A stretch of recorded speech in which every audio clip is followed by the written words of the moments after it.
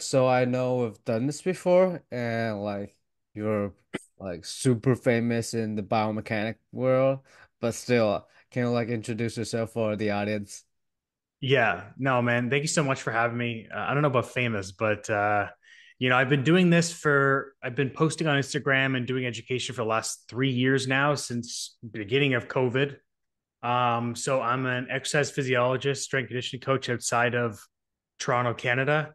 It's funny because a lot of people don't really know what my title is because I don't really like talk about what my title is, but because I talk about biomechanics and rehab and pain and training, people just assume that I'm an osteo or physio. And don't get me wrong, I've really educated myself in those topics in terms of when I was working at clinics, I would ask, my colleagues who were osteos and physios what books they were reading. So I'd read their books so that I was able to communicate with them. Um, but just a very brief, I guess, introduction. So I'm based out of Toronto, Canada. I work with people anywhere from professional athlete, general population to chronic pain, persistent pain. I now do a lot of education consulting with trainers, therapists, from all over the world, movement professionals, and I host a lot of education courses like my Evolve mentorship. And I just released my foundations of biomechanics because I found that a lot of people were having a hard time just with the basics of understanding functional anatomy and biomechanics. And so I released that as my course that I wish I had when I started in the industry. So, yeah, I guess that's a very general type of description. Nice, nice, nice. So, um, as a strength coach, I think we oftentimes like discuss or talk about like triple extension, triple flexion, Mhm. but I think there's like not a lot of coaches really understand what happens to the lower limb when it comes to like triple extension. So can we talk about that? Like uh when jumping, landing, squatting, Mhm. what exactly happens in like our lower limb? Yeah. So I think triple extension to me is a bit of a misnomer, and I'll explain why. So when triple extension happens, it's when you are maximally propelling. So it's maximal propulsion where your heels lifted off the ground. So you're creating propulsion through the big toe. So your big toe is extending, and then that's meant to extend your hip. Now, where a lot of people think is they think it's the big toe that extends, then the knee extends, and the hip extends, right? But the knee shouldn't really be extended. It shouldn't be locked out because we want the knee to be slightly bent because that's what allows for internal rotation or the force to transfer from the foot to the hip to allow for that propulsion. If the knee extends, then the lumbar spine is extending. So now you're not actually getting the propulsive mechanism of the glute or the hip, but you're using the lower back to do it. So for me, it's about how can I create a big toe that can extend, a tibia or shin that can internally rotate, which requires knee flexion, so that that force can transfer to the glute to propel me forward. So, yeah, so a lot of times, like if I'm training people to do triple extension, it is how can we keep the knee in a slightly bent position to transfer force effectively. That's the only way that we're going to be able to propel with maximal force while also maintaining elasticity and landing properly. Man, I'm so happy with this. Finally, there's someone like explain this. Yeah. Like, finally.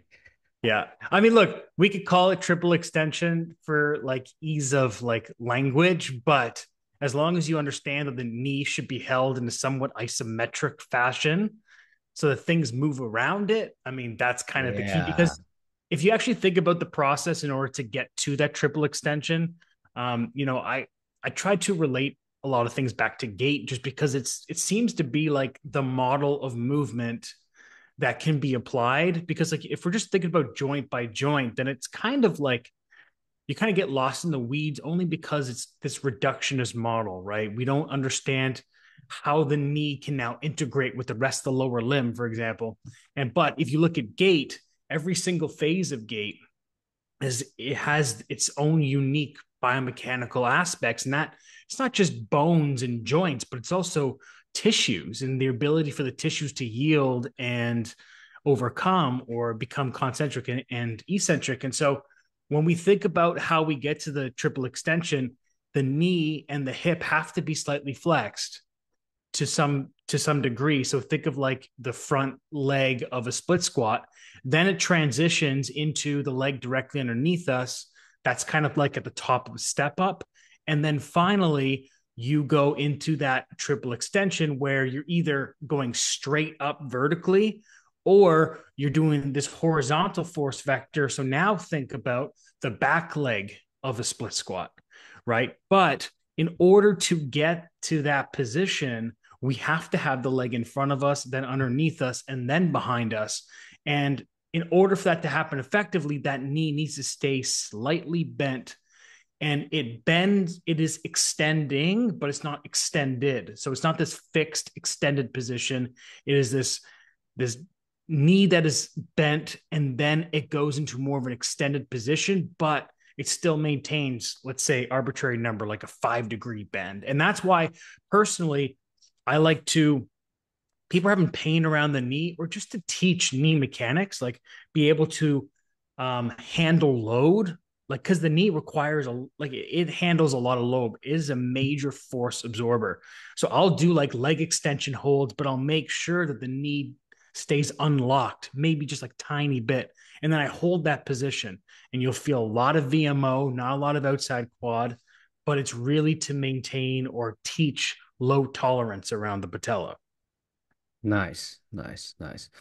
So, um, we talk about like triple extensions, about like extending the extending the hip, slightly bend the knee, Mhm. and like uh internal rotation of the tibia or shin. Mhm. So, uh, when we land, how about triple flexion? What happens to like the ankle, knee, and hip? Yeah. So one thing I will say before we go to the triple flexion, one more thing about the triple extension is that if the knee is extended, then what's going to happen at the foot, because it's going to be important to triple flexion, what's going to happen at the foot is the foot is going to supinate, which means the arch lifts up. And what happens at the ankle is it locks the ankle. And that's important for propelling, right?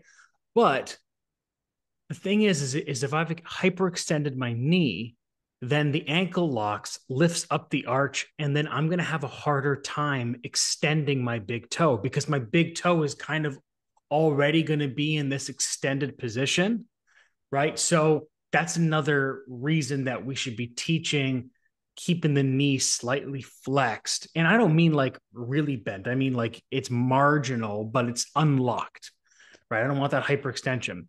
Whereas when you're doing the triple flexion is more about this absorbing of force now, right? So, picture like somebody sitting in the bottom of a deep squat. Now, we don't want people to land in the bottom of a deep squat, of course, but I try to get a lot of people to be able to get into that position or be exposed to that position because it is the position of maximal absorbing a force, deceleration of force, as well as just being able to expand everything, being able to drop our center of gravity back, or people will say like drop levels, right? And especially if you're coming from the context of basketball, like a lot of these people are standing upright all the time. They're extended everywhere, and for a good reason. They have to be pretty quick off the ground. They got to be very bouncy. Whereas what we want to do is expose these people to things they don't have. And so this triple flexion where now we've got the pelvis flexed, we've got the hips flexed, we've got the knees flexed, the ankles flexed, right? What this flexion requires, again, is internal rotation of the foot. So we need to be able to pronate that foot, That's going to allow for the ankle to unlock and then the shin to be able to travel forward. We need the knee to be able to flex. And then we need to be the hip to be able to flex and internally rotate. But here's the thing. I see a lot of people who, despite the fact that they can get in this very deep squat, they don't actually have the shin internal rotation. They don't have that tibial internal rotation. So what happens is, in order to get down to the bottom of the squat, their knees either go out, their feet turn out, or it just looks like their shin is externally rotating and it looks like the inside of the knee is like is ballooning, or it looks like it's swelling up. That's not real knee flexion, because the knee, in order to knee to flex, you need the hip to be able to internally rotate, the tibia and the foot. So foot pronation, tibial internal rotation, and hip rotation. So we need that mechanism to get into the deep squat. And now we also do need external rotation, of course, just to be able to hold ourselves in that position and to have the space to move into it. But this triple flexion, I'm talking about like the extreme of a deep squat, because like we kind of need to expose them to that position to be able for them to be able to handle the middle. Do you know what I mean? Like a lot of people would be like, okay, well, when you land, you probably should be at like 45 to 90 degrees of hip flexion and whatever. But let's say that person only has 90 degrees of hip flexion and they go just a little bit lower than that, because you need tissues to be able to yield and be able to absorb force. If they kind of stop at a hard wall at 90 degrees, well, then that's not going, then what's going to happen is they're going to shove their torso forward and they're going to do all these compensatory movements that don't actually allow their tissues to absorb the force. And then what happens is you've got tendons that are in a suboptimal position. They're not able to handle the load of that deceleration, to be able to hold on to that kinetic energy to then be able to release it. So if I'm teaching somebody how to do the triple flexion from a, and I say lower level, not as like, oh, it's very easy. I just mean like there's not as much speed involved. It's more like holding positions. So I want to get people to hold positions that require this deeper flexion. So that could be as easy as, hey, we're going to be doing lat pull downs, but you're going to sit on a medicine ball, or you're going to sit on top of a yoga block or two yoga blocks stacked up, right? So that I can teach their body in this passive position to be able to hold on to that position. And then you teach them how to be able to land, how to be able to absorb forces right after that in some type of, like less impulse, maybe higher amplitude type thing, where it's maybe not from a high depth at the beginning, but you're teaching them how to land, you're teaching them how to decelerate. This triple flexion is about how can I land, how can I decelerate, and how can I absorb force over a greater surface area? Because that's what we really want. We don't want all the load from absorbing to go into one specific tissue or to a tissue that can't handle that. Like, for example, if your tibia can't internally rotate, then what's going to happen is the tibia is going to externally rotate.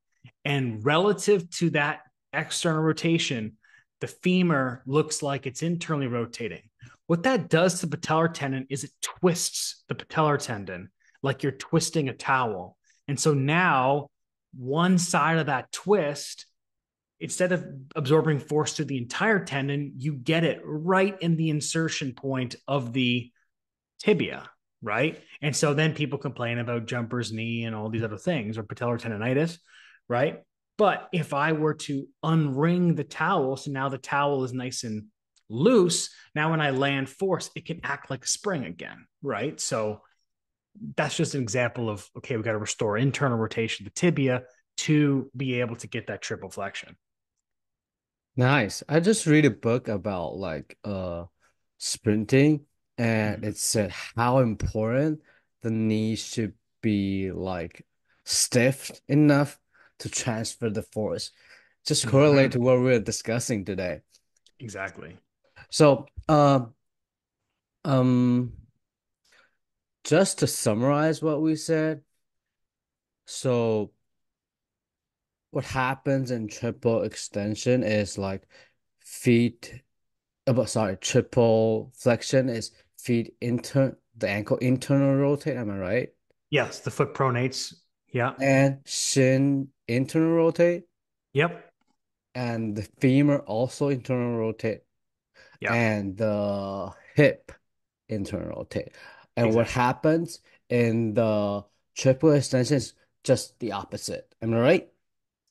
It is, but there is some degree of internal rotation, but you're kind of moving into external rotation. Like think of like triple flexion as the first phase, right? So again, we go back to gait. It's like this earlier mid stance, and then the triple extension is this late mid stance. So your heel now breaks off the ground, but there's still a lot of force going into the ground. So it's moving from this internal rotation towards external rotation because the foot begins to supinate, the arch lifts up, and that allows us to go into toe off and bring our foot off the ground. So, yes, there's external rotation, but you need the internal rotation first to be able to get into that position, if that makes sense. Yeah, yeah, yeah. So what happened if, let's say, a athlete or one of my client, have like hip obliquity or like scoliosis that makes him like one side of external rotate constantly, one side is more prone to internal rotate constantly. What happened to that? Yeah, so this is when somebody is pushed onto one leg too much. They can't get off the leg.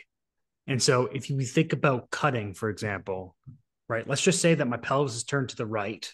Okay, so then what happens is my right foot creates this higher arch and the left foot creates this flat arch. Because if you just, even if you were to like stand up and just rotate your body to the right, you'll feel that your left arch will go towards the ground, the right arch will start to lift up, right? So if my pelvis turned to the right, it's like a lot more of my weight is on that right side.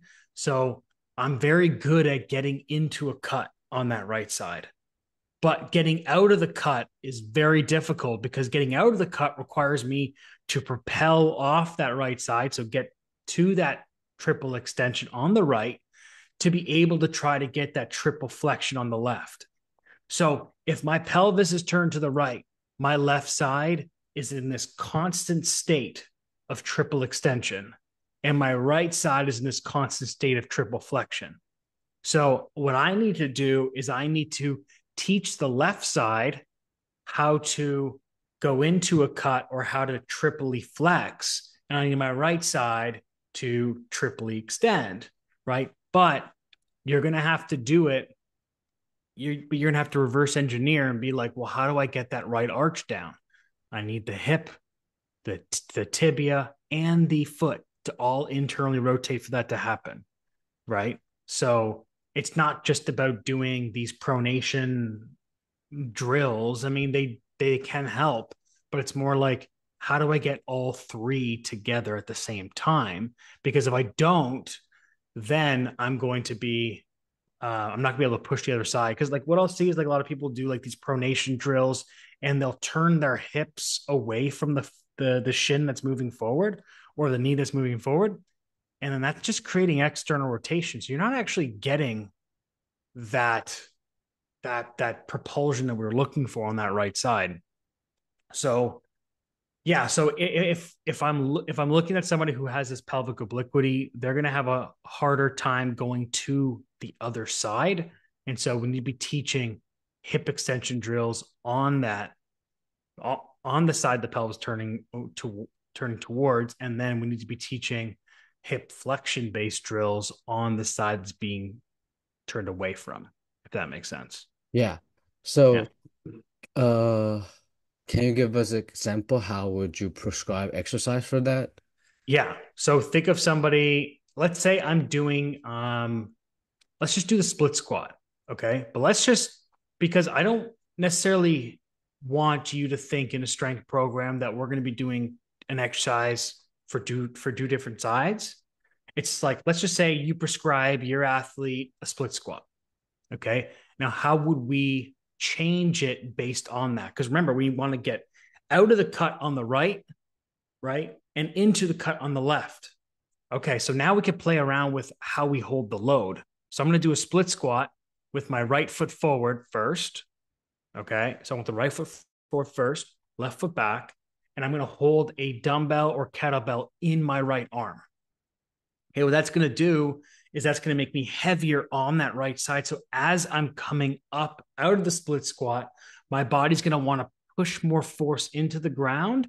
And that's going to cause me to turn into the left side. Okay.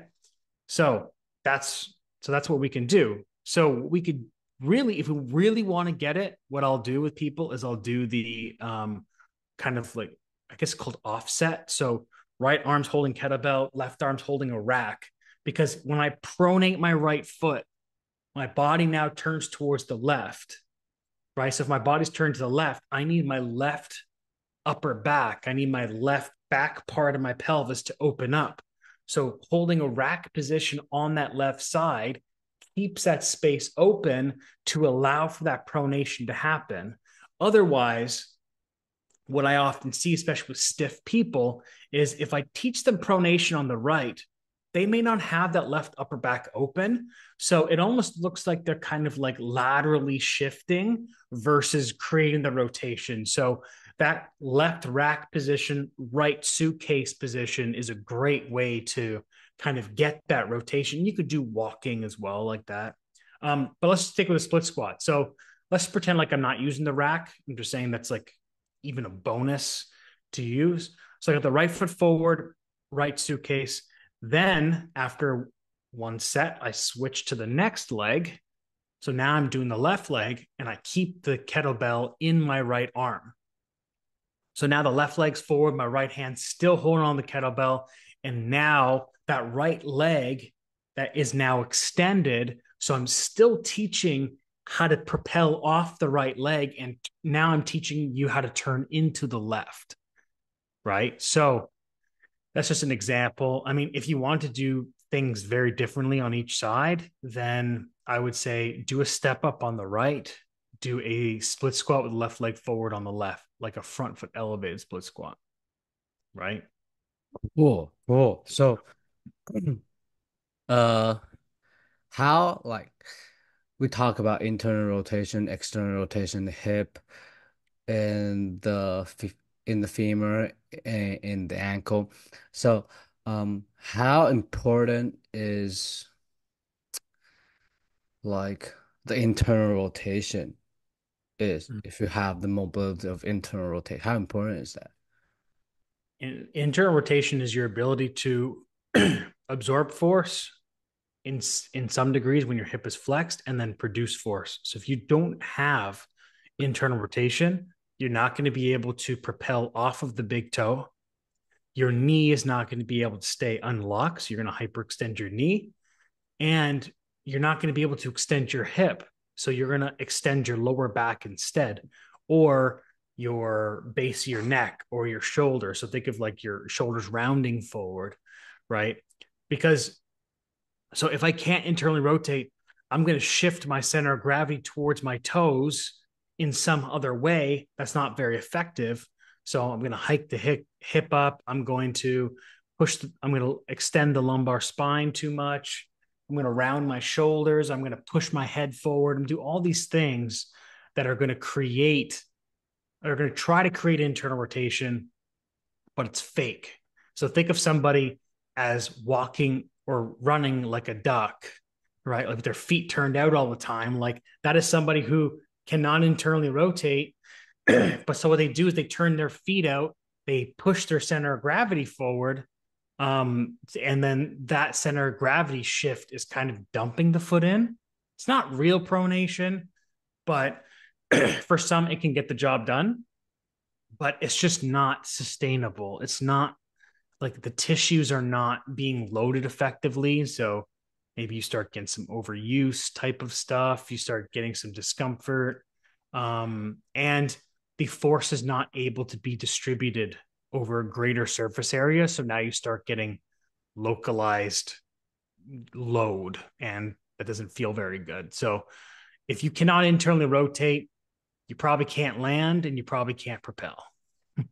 Yeah, that's true. So, um, one more question about the lower limb is since the true internal rotation and external rotation, or what we call like yeah, of the hip is so important. How can we like find the right stand width for squatting or like deadlift or like trap bar deadlift? Yeah. So for if I don't have the mobility, let's say, okay. So this is something I've changed my mind about quite a bit over the last 2 years.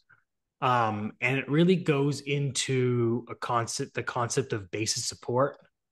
Okay. And if we define what the base support is, it is like you are drawing a box around. If you have your feet hip width apart, draw a line across your toes and then on the outside of your feet and then cross your heels. That's your base of support. So everything inside of that hip width apart, that is your ability to create force into the ground. That is internal rotation.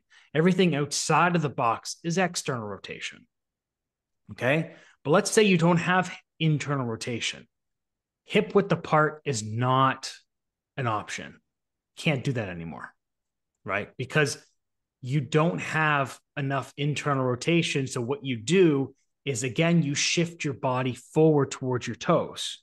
Okay. So now instead of the box being at your heels, think of the box being more towards your midfoot or the balls of your toes. And then the box is not in between your is not where your toes are, but now it's in front of your toes. So your body is kind of pushing everything forward again, which is not the most effective because it means you can't really land anymore because he you need to be able to have that heel contact to be able to land. Okay. So not only is the box forward, but it also goes outside. So now it becomes more of a rectangle, right? Because I shift my center of gravity forward. I don't have the ability to stand hip width apart anymore because that requires too much internal rotation. So now think of these sockets instead of facing downwards for internal rotation or straight ahead, they're now starting to face out to the side.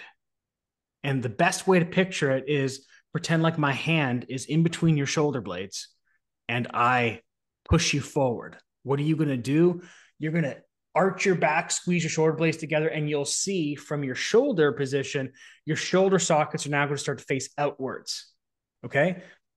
So if I stand too close together, I feel like I run out of room in my hips. And that's because my sockets are facing out. So what I have to do is now walk out and get a little bit of this wider base of support because remember, the box isn't in line with the outside of my feet anymore. It's now outside. It's now a rectangle. So I now have to stand a little bit wider. And what I'll do with some people is let's say you have somebody who has a right knee that looks varus. So it's like bowing out. Okay. This is the best example because they are telling you with their knee that their base support is not underneath their hip anymore. It's out where their knee is bending.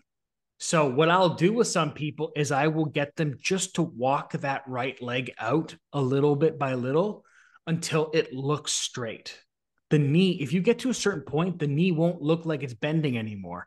And that's their width, right? But so for me, it's if I were to standardize it, I'm queuing probably more shoulder width apart than I am hip width apart for most people. What happened if like shoulder width apart, but like your knees like bending inward? Then that is probably too wide for them, right? You probably got to go in a little narrower, So we right? still need to be the knee and the feet still need to be in line, right? They do. They do. Absolutely. And so what I'll do with some people and okay, so I've posted things online with the band around the knees. Okay. And to clarify, because I get this question a lot, I'm never cueing push the band out ever. What I am doing is getting them to walk their feet out to a point where they feel like there is resistance against the band, right? And I just say, hold that resistance. Don't push out, but don't let it pull you in. It's almost like this isometric contraction. And the intention of it is that if I have it above my knees, then everything above my knees is relatively fixed now. But everything below it is now can move. So if I now pronate my feet into the ground, then my foot and my tibia are going to internally rotate. And then that's going to transfer force up towards my hip. So this is a great way to teach somebody how to initially get into that triple flexion, right? It's like if you're asking, how do I get the triple flexion? Get them to squat with their heels elevated to a box with a band around their knees. But when I wouldn't do the band around the knees is if I'm cueing, have your feet shoulder width or maybe even wider, because then they're going to have to really push the band out to keep that position. And then now you're going to start to run into the opposite of what we're trying to get. They're going to just push their knees out like a clamshell, and that's going to shove the pelvis even more forward. Now that hand on your back is just pushing harder, right? So that's about all the question I have for the door limb. Now Yeah. I want to ask about like um thoracic spine and the shoulder. Mm-hmm. Cause like feel like nowadays, even me, I don't understand much about how the shoulder works. How um should we like squeeze our shoulder blades or not? Mm-hmm. So definitely not. Definitely don't squeeze the shoulder blades together. So I think where the confusion lies is that everybody focuses on the scapula and the humerus, and they don't focus on, and to be fair, the joint that I'm going to refer to isn't really described in depth in textbooks, but it's the thoracoscapular joint. And just think of thoraco as being the thorax or the rib cage, and then the scapular being the scapula.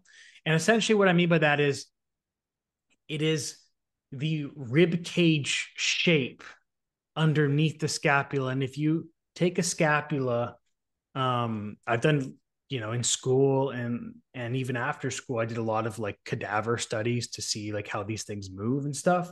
But I was able to get my hands on scapula as well. And if you actually look at the scapula, it is round on the inside, so it's like dented inwards.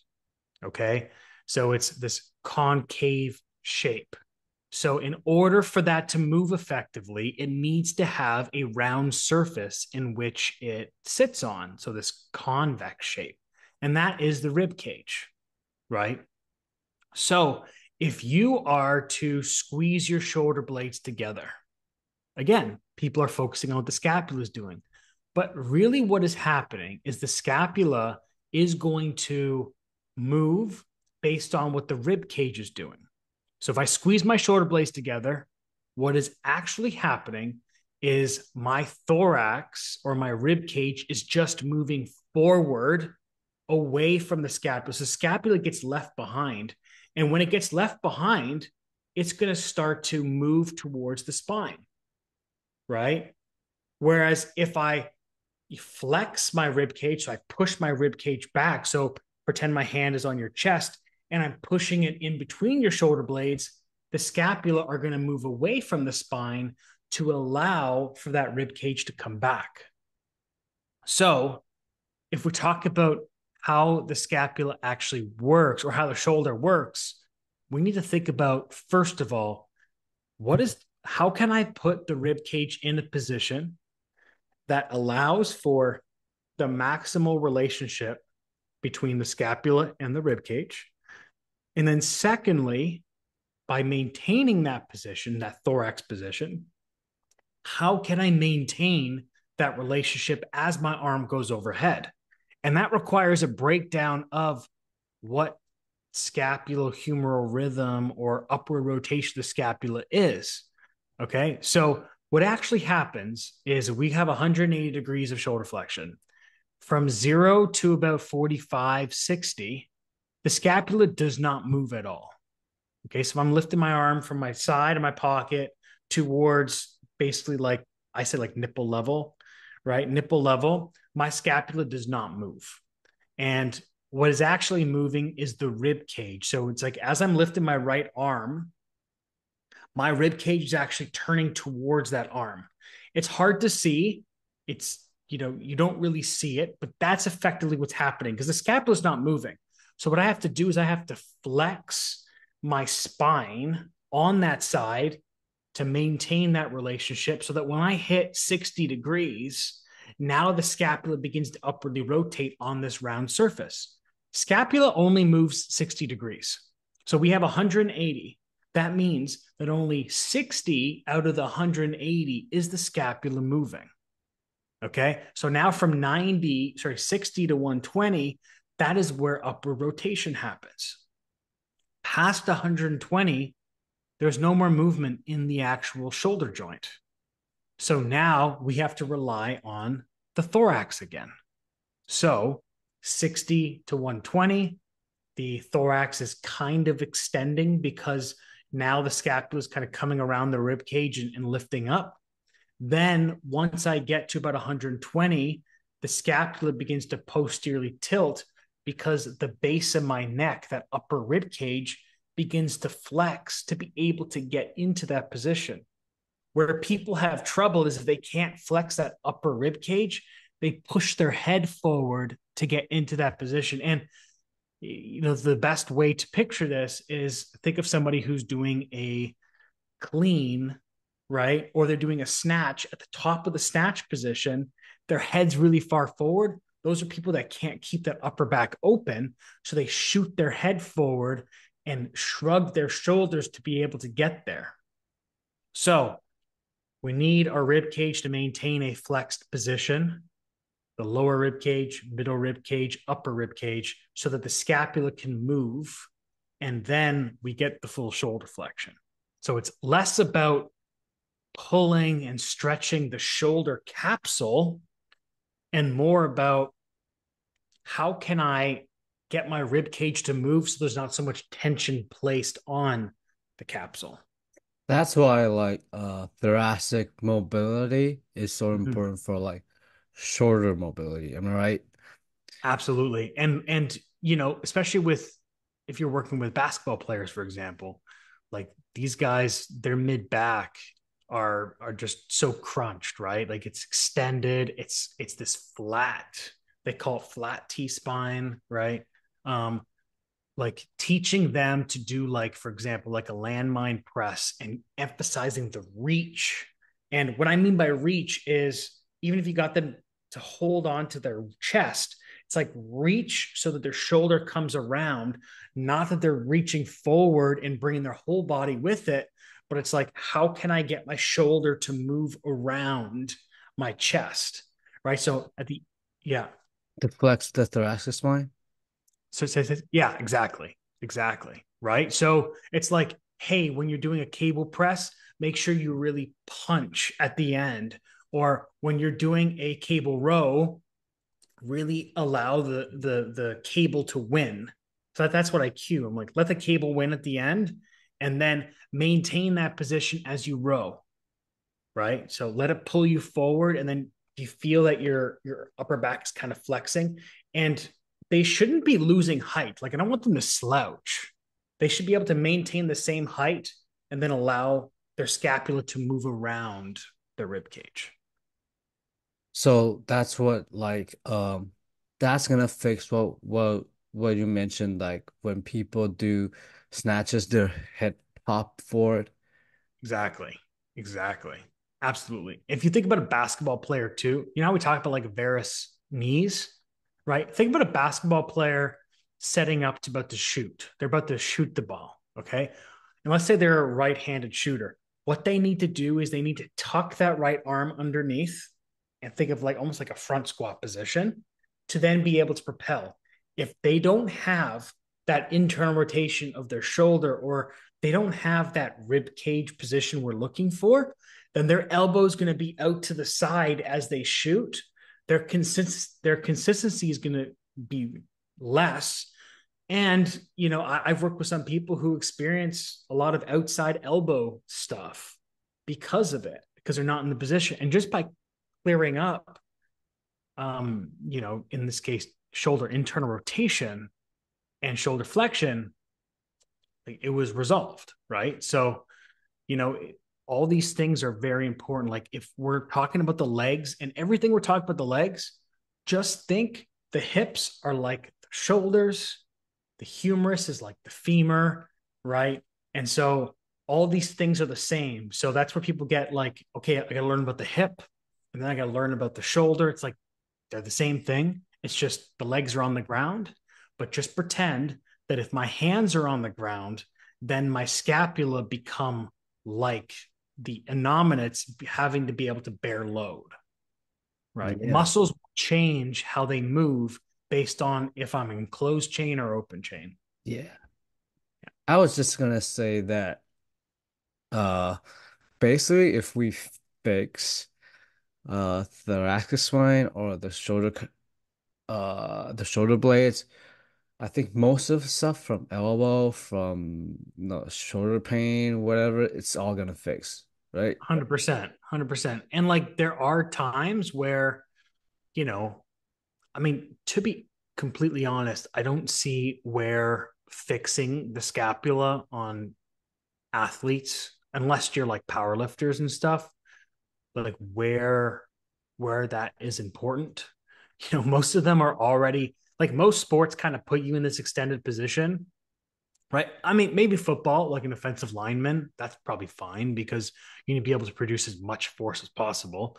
But like a basketball player or these rotational athletes, like they don't need this fixed scapula. They need to be taught the opposite because that's what they want to do. That's their default.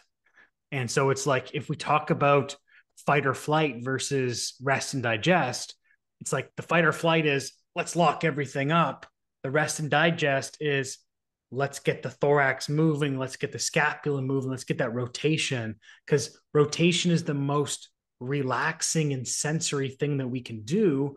And fixing everything, yes, it produces power and force, but if I'm just sitting here talking to you, I should be into that fight or flight. Like I need to, produce as much tension as possible, right? So, yeah, I would say that a lot of things are going to be improved if you can get the scapula moving and more importantly the thorax to move, because that's how the scapula moves. Nice, nice. I'm glad that you brought up the flight or fight Yeah. or the relax, because I was gonna ask a question about breathing, because like they're like therapists or like coaches talk about how breathing is gonna help their thoracic mobility.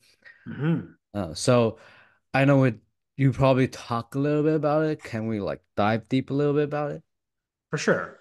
um One of the things that I talk a lot about in my mentorship is that breathing helps solidify a position, it doesn't create it. And so what I mean by that is we've got these big lungs inside of our rib cage. Okay? If I inflate my lungs, what should happen is my rib cage should start to flex and open up. So it's almost like I'm pushing things out. Okay? So anywhere there's tension is a flat surface. Think of that as like a dent into a car door, right? That's flat. Okay. And now pretend that inside the car door, there was this mechanism that's like a balloon. So that inflates it from the inside out. That's essentially what the rib cage is doing. Okay. But if I were to get you to just sit here and take a breath in, that is not going to happen. Okay. Because you are not putting your body in a position to inflate certain areas. So we're sitting up gravity is pushing us down to the ground. So the thing that is really going to inflate is our lower rib cage. The upper rib cage, we're going to have a hard time because we're going to really have to use air to really push the pressure and the force of gravity up to lift it up. But if I tilt you upside down, so maybe I get you into on, like those Roman chairs, those like hyperextension things, or even like the glute ham raise. I get you on a glute ham raise. I get you just hang down, so your head is below your hips, or in like a downward dog, for example. Well, now gravity is more where my hips are. So every time I take a breath in, now I'm starting to inflate my upper rib cage so much easier, right? It's like taking a water bottle and dumping it upside down. All the volume goes underneath, right? So putting people in certain positions is going to dictate where that inflation happens. And if we think that tension creates dents or divots into our rib cage, well, those are areas that we need to expand, because if we have that divot, that's an area where there's no movement that can occur. So I like to use an exercise with majority of people. I call it the rock and roller, but essentially you sit on the ground and you bring your knees as close to your chest as possible. You hug your knees with your arms, and then you roll back as you inhale, and then you roll forward as you exhale. And the intention of it is that as you roll back, you should be expanding all those dents. And if you have this like extended tense position, that is a divot. So that is an area where you may get stuck and you can't roll back up, right? Whereas if you want to actually roll back up effectively, you need that back to be able to flex. And we just talked about the importance of that thorax flexing. So that's a movement that I include in a lot of my warm-ups because it's just good for everybody.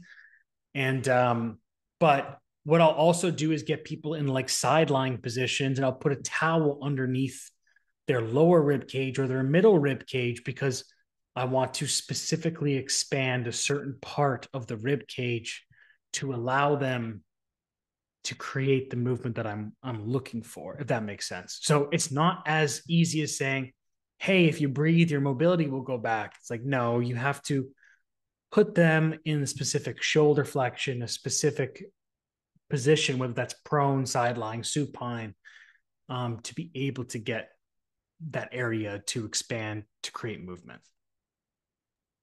Nice, nice, nice. That's basically all the question I have for you today. I love it. Perfect. I love it. Yes.